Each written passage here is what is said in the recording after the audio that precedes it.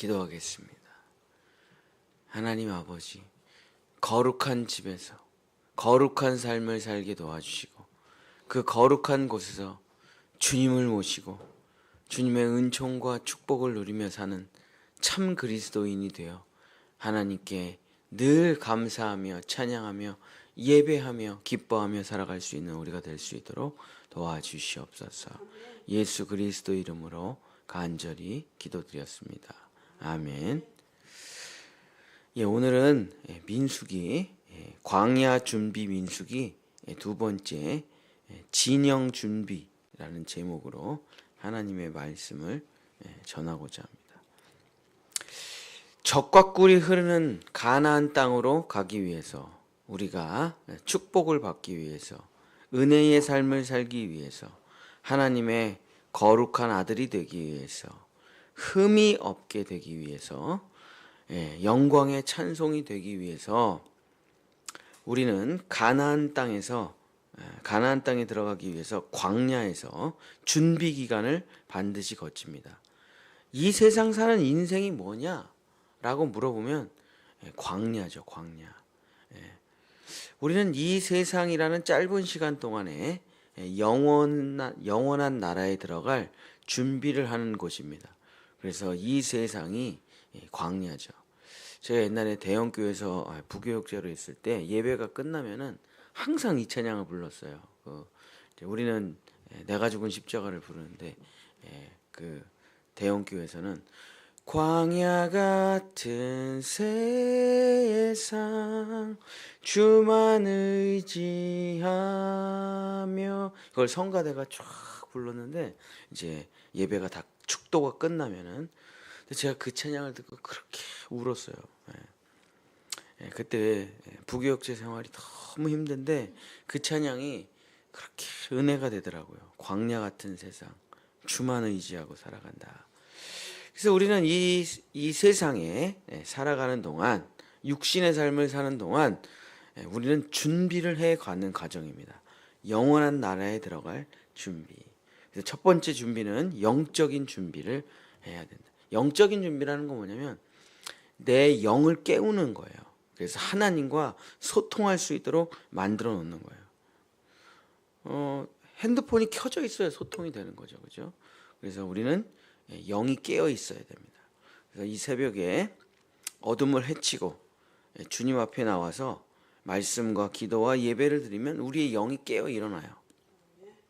그래서 우리의 영이 깨어 일어난다는 건 뭐냐? 하나님과 연결이 됐다는 거예요. 그럼 이제 하나님이 오늘 하루 우리에게 필요한 모든 것들을 말씀해 주시는 거죠. 그래서 아침에 일어나서 우리는 무조건 영을 깨워야 됩니다. 핸드폰 전원을 켜야 되는 것처럼, 코드를 꼽아야 되는 것처럼. 그럼 하나님으로부터 모든 메시지가 내려오고, 글로 가면 안 돼, 그렇게 말해서는 안 돼, 그 사람을 만나서는 안 된다 하면서 하나님께서 다 메시지를 주시는 거죠. 처음에 제일 중요한 준비, 영적으로 깨어있는 준비를 해야 되죠. 두 번째, 하나님께서 이스라엘 백성이 가나안 땅에 들어가기 전에 준비를 시키는 건 뭐냐면 진영의 준비를 시킵니다. 민수기 5장 2절 3절.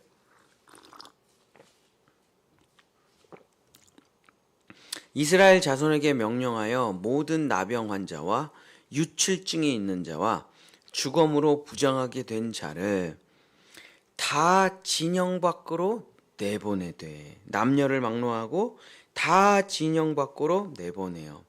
그들의 진영을 더럽게 하지 말라.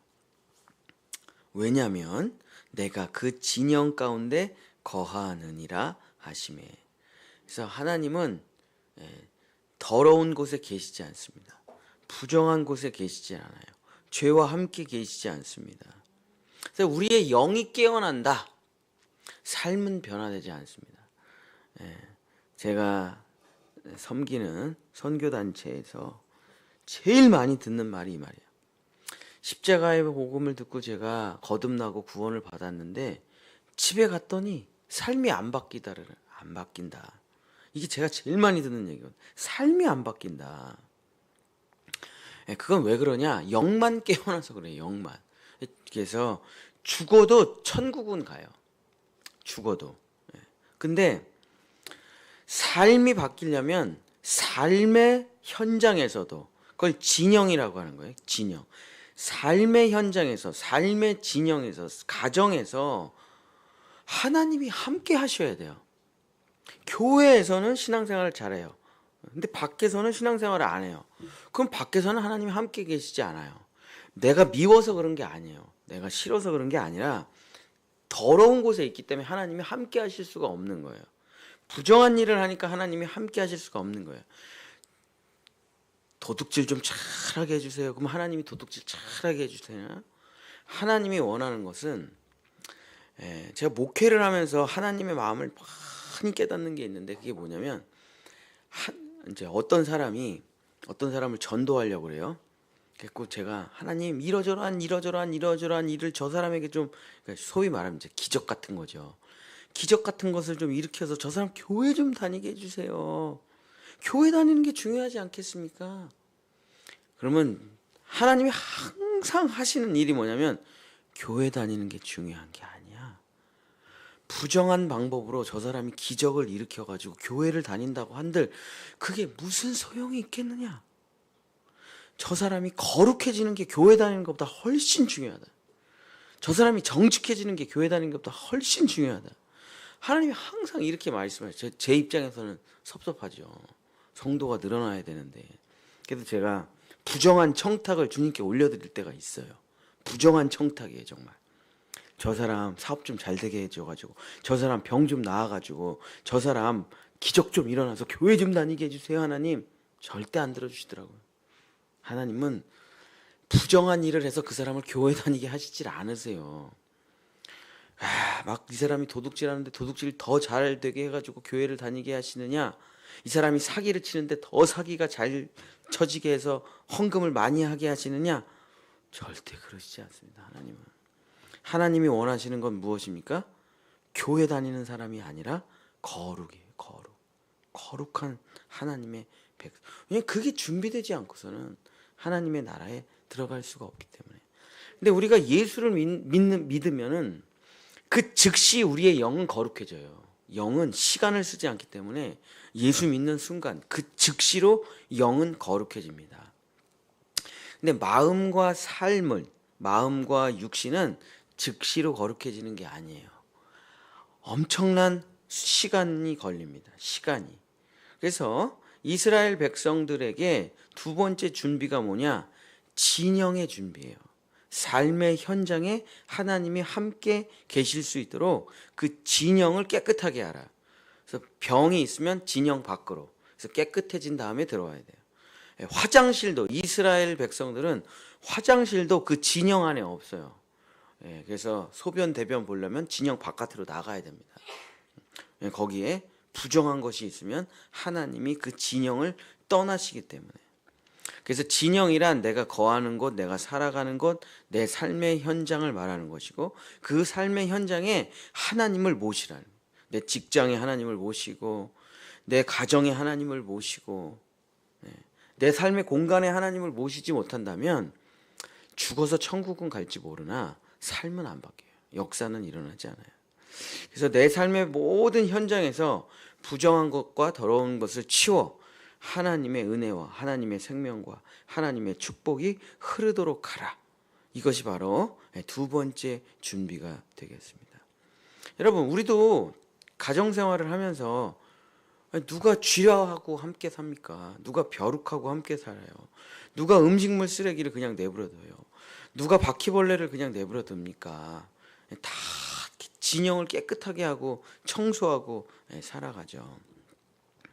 그런 것처럼 우리도 이제 하나님의 임재와 축복이 내 삶의 현장과 직장과 자녀들과 내 모든 공간에 함께하기 위해서는 이제 진영 준비를 해야 돼요.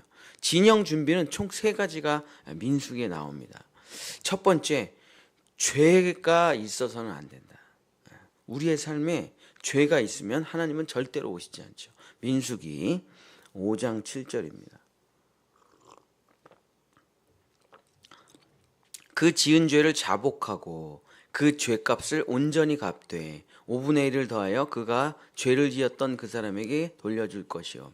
그래서 우리 삶에 죄를 없애야 하나님이 축복을 주셔요. 자, 근데 죄를 어떻게 없애느냐? 민수기 5장 7절. 하나님께 지은 죄는 자복으로 없애는 거예요. 자복으로. 스스로 고백하는 거예요. 하나님께 지은 죄는. 자, 이웃들에게 지은 죄는 어떻게 합니까? 갚아야 돼요. 배상해야 돼요. 보상해야 돼요. 그래야 죄가 속죄가 돼요. 그래서 하나님께 지은 죄는 죄토설로. 하나님, 제가 엉망진창입니다. 가짜예요. 저는 하나님을 사랑하지 않고 돈을 사랑합니다. 주여 나의 죄악을 용서해 주시옵소서. 이렇게 자복하면 예수의 피로 다 씻어지고 속죄됩니다. 그러나 이웃들에게 지은 죄는 배상을 해야죠. 보상을 해야죠. 그래서 그 죄를 없애야 됩니다. 그래서 죄가 있는 곳에는 하나님이 절대 계시지를 않아요.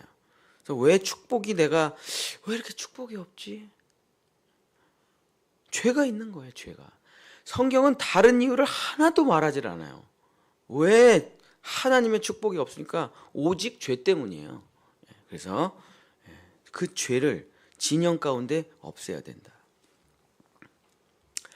큰 죄는 괜찮고 작은 죄는 좀 덜 괜찮겠지. 또 이렇게 생각해서도 안 돼요.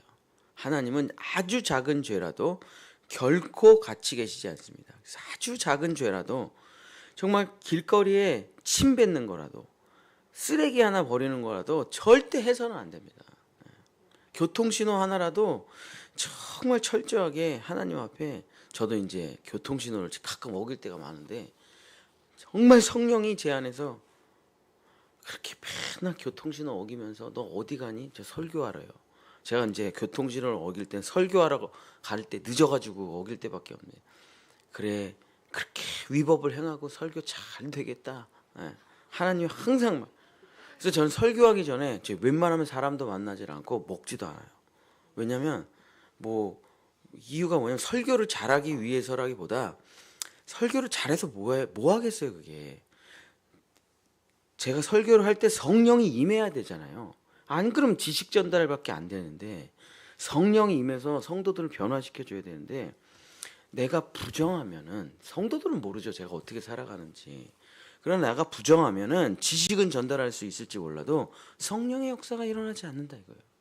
그러니까 거룩하고 정결하게. 그래서 제가 참 제로 콜라를 좋아하는데 설교하기 전엔 절대 안 먹어요. 왜냐하면 그 1.1핵도 부정하고 싶지가 않아서. 왜냐하면 사람들이 은혜 받아야 되니까. 그래서 죄가 아주 작은 죄라도 진짜 음료수 하나 먹는 거라도 정말 정결하고 거룩하게 하나님 앞에 정말 중요한 순간에는 정말 내가 중요한 결정을 해야 되고 중요한 사람을 만나야 되고 막 그럴 때는 정말 거룩해야 됩니다. 그래서 민감하게 하나님의 음성을 들으면서 초점을 하나님께 집중시켜야 돼요. 그래야만 하나님이 우리 가운데 계시다. 두 번째, 민수기 5장 19절. 여인에게 맹세하게 하여 그에게 이르기를 내가 내 남편을 두고 탈선하여 다른 남자와 동침하여 더럽힌 일이 없으면 저주가 되게 하는 이 쓴물의 해독을 면하리라. 그래서 두 번째, 하나님이 우리와 함께 계셔야 되는데 삶의 현장 가운데 가정에서 성적인 타락은 절대 안 된다. 성적인 타락. 지금 대한민국의 뉴스 어제도 뉴스를 봤더니 지금 뭐 쑥대화시더라고요. 그 헌법의 재판관이 뭐 이상한 영상을 봤다 그러고 뭐 뉴스가 많더라고. 그러면 안 돼요. 어떻게 이 나라의 지도자가 아직도 그런 문제를 해결하지 못했냐? 아직도 음란물을 보고 있냐 이거. 대통령이 음란물을 보고 있으면 어떡합니까? 아니 그러니까 어떤 사람이 저한테 그래요. 야, 너 술 끊었어? 나 목사거든? 너 담배 끊었냐? 나 목사라니까? 야, 너 대단하다. 어떻게 술, 담배를 다 끊고 목회를 하냐? 아니, 술, 담배는 목회하는 과정에 진짜 아무것도 아니, 그보다 더 어려운 일이 많아요. 술, 담배도 못 넘어갔어, 아직. 아니, 그럼 목회를 하지 말아야죠. 제 친구들 중에서도 술, 담배 하는 사람이 있어요. 물론 이제 현장 목회를 하는 사람들은 잘 안 하죠. 성도들한테 다 걸리죠. 담배 냄새 다 나고 술 냄새 다 나고. 근데 이제 기관 목회하는 사람들 중에서 그런 사람들이 있는데 속으로 술 담배도 끊지를 못하고 무슨 목회를 하냐. 그게 첫 번째 과정인데.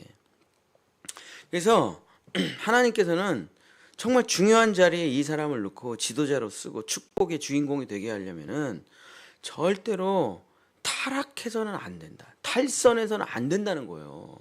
그러면 안 됩니다. 하나님이 역사하지 않아요. 그래서 첫 번째, 절대로 성적으로 타락해서는 안 된다. 성적으로 타락한 곳에 가서도 안 되고 음란물을 봐서도 안 되고, 그 음란물이라는 게 결국에 누군가가 누군가를 해야 아니, 내가 직접 한 건 아니잖아요. 그러니까 음란물을 보는 거는 괜찮지 않습니까? 라고 말하는 청소년들이 많아요.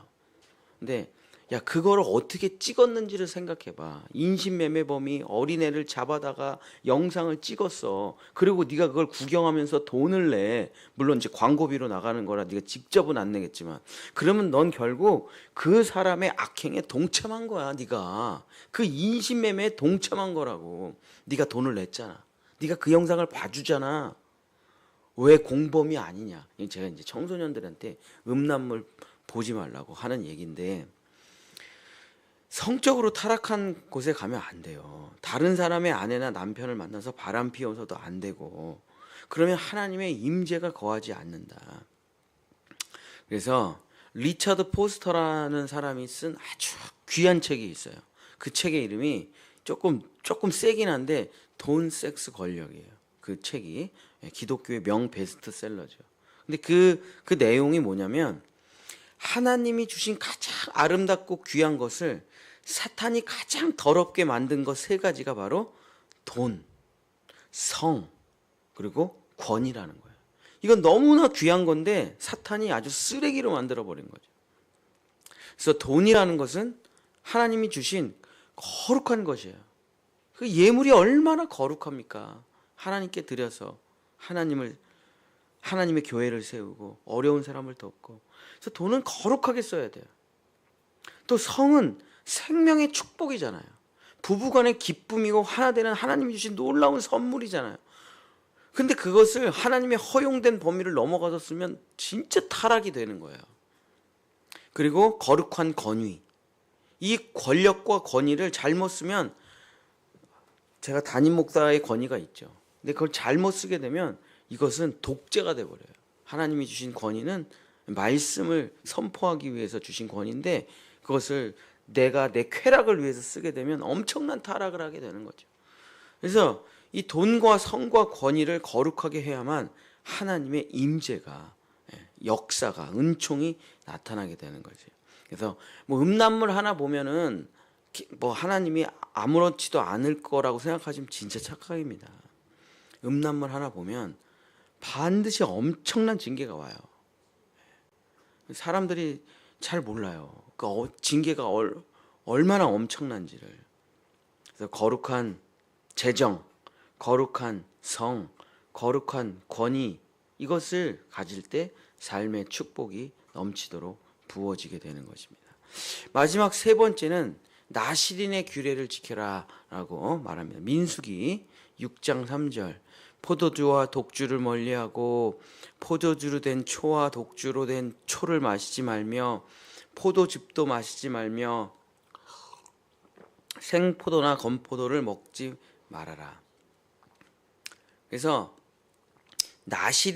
나실인이란 히브리어로 나지르, 그러니까 일정 기간, 보통 20세에서 50세 정도까지 하나님께 자기를 바치는 그 사람들을 나실인이라고 하는데, 원 뜻은 뭐냐면 구별해서 자기 자신을 하나님께 바친 사람들, 이게 나실인이라는 뜻이에요. 그게 지금으로 치면 그리스도인이라는 뜻이에요. 그래서 이 거룩하고 정결하게 살아가는 사람들이 지켜야 될 규례가 뭐냐? 세 가지입니다. 절대로 술을 먹어서는 안 된다. 두 번째, 문신, 귀걸이, 머리 스타일을 하나님의 뜻대로 해야 된다. 세 번째, 절대로 죽은 것을 가까이 놓아서는 안 된다. 죽은 것과 접촉해서는 안 된다. 이게 세 가지 절대 안 되는 거예요. 술은 당연히 술은 먼저 죽은 것부터 설명을 할게요. 영혼 육으로.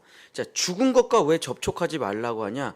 죽은 것을 접촉하면은 내 영이 타락을 해요. 죽은 사람과 만나잖아요. 그러면 내 영이 죽습니다.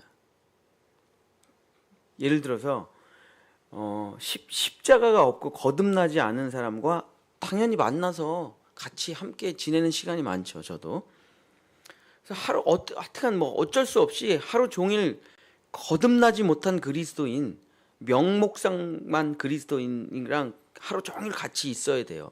그러니까 예를 들어서 뭐 굉장히 돈을 사랑하시는 목사님과 어쩔 수 없이 제가 뭐 조가 돼가지고 하루 종일 같이 있었어요. 하루 종일 내 영이 썩어 들어가는 것 같아요. 정말 성령이 너무 괴로워하세요. 왜 계속 성공해야 된다, 돈 벌어야 된다, 막 그런 얘기를, 야 목회 성공 어떻게 하는지 알아, 막 이런 얘기를 계속 들으면은 예 맞습니다 목사님, 아우 그렇게 해야죠라고 제가 그냥 선배님이니까 예 하지만은 속으로는 성령이 괴로워하는 게 느껴져요. 그러면 다시 제 방에 들어와서 엄청 씻어내야 돼요 그걸.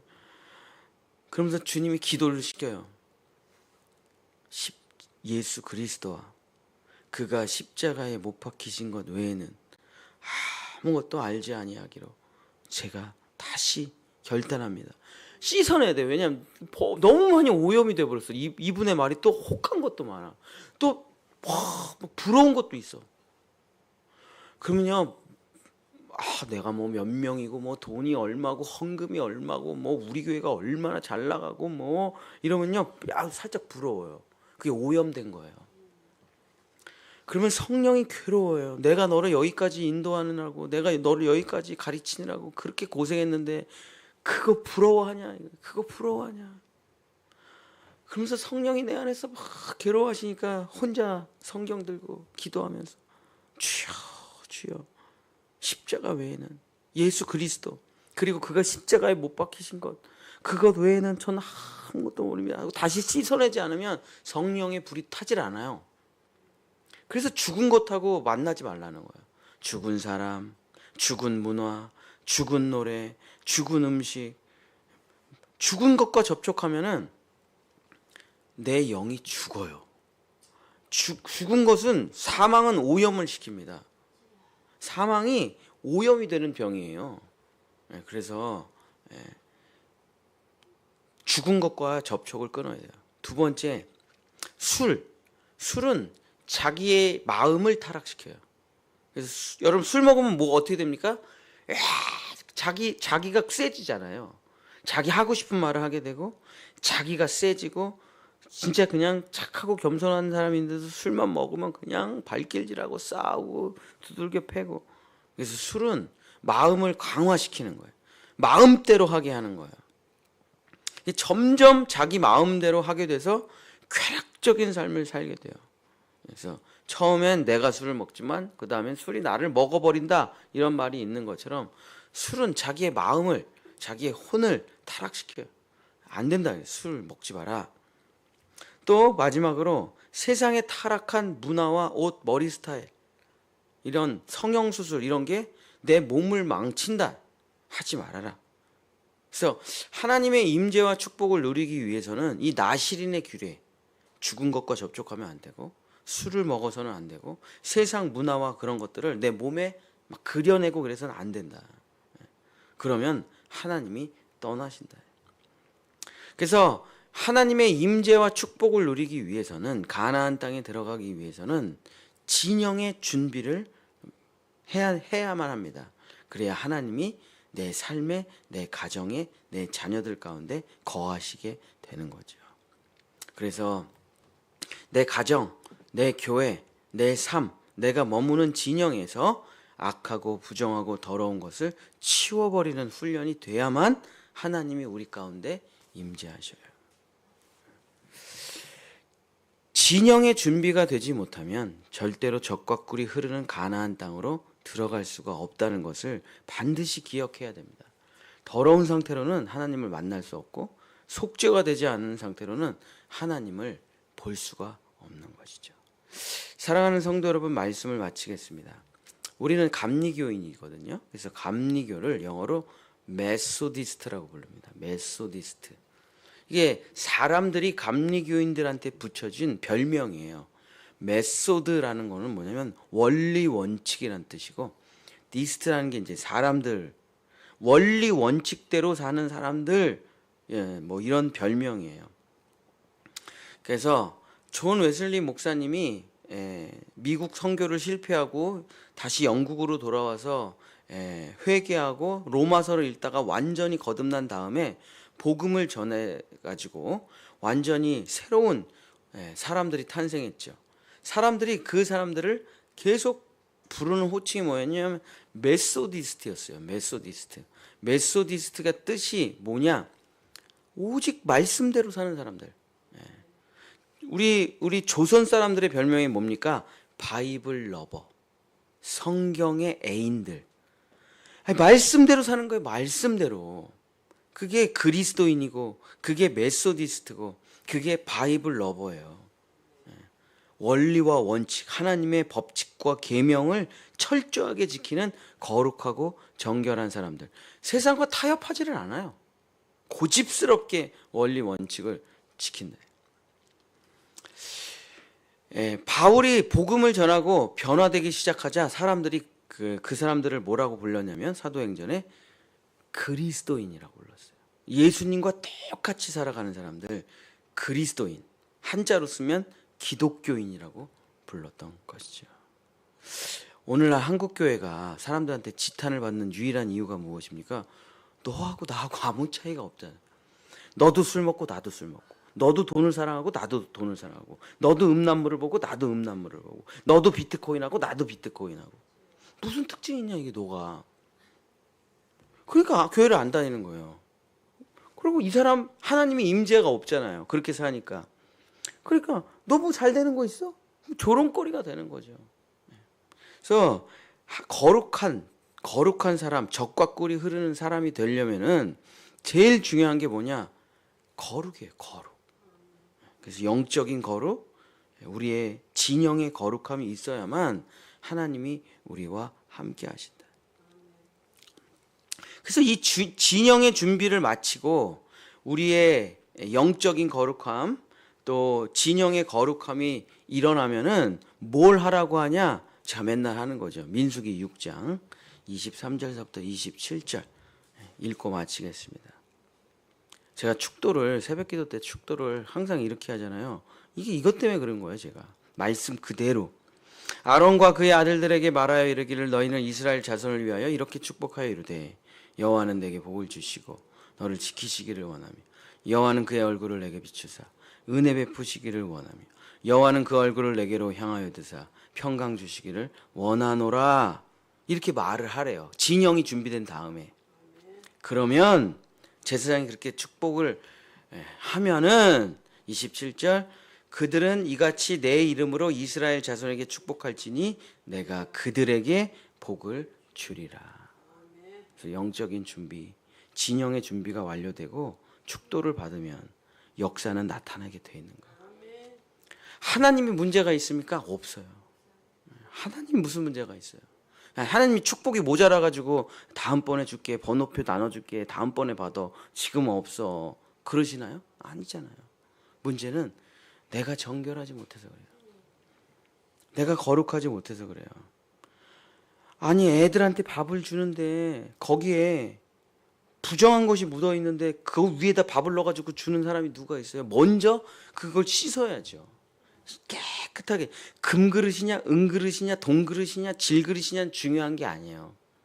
깨끗한 게 중요한 거예요. 그러면 하나님이 다 질그릇이라도 하나님은 거기다가 금을 담아주세요. 그릇이 중요한 게 아니라 정결함이 중요한 것입니다. 정결함만 준비되면 하나님은 넘치도록 부어주신다. 그것이 우리의 젖과 꿀이 흐르는 땅에 들어가기 전 준비다. 사랑하는 본향의 성도 여러분, 정말 정결하고 거룩한 삶을 살아서 하나님의 은혜와 은총이 넘쳐 모든 사람들이 참 그리스도인이십니다. 자녀들까지 아빠 엄마는 참 그리스도인이야 라는 그 귀한 하나님의 이름을 받는 여러분 되시기를 예수님의 이름으로 축복합니다. 기도하겠습니다. 우리는 그릇이라고 말씀하셨습니다. 흙으로 만든 질그릇이라고 말씀하셨습니다. 하나님은 보배라고 말씀하셨습니다. 질그릇 속에 보배가 담길 때 우리를 하나님께서 질그릇 속에 담긴 보배라고 말씀해 주십니다. 가장 중요한 정결과 거룩함을 하나님 이루고 살아가게 해 주시옵소서.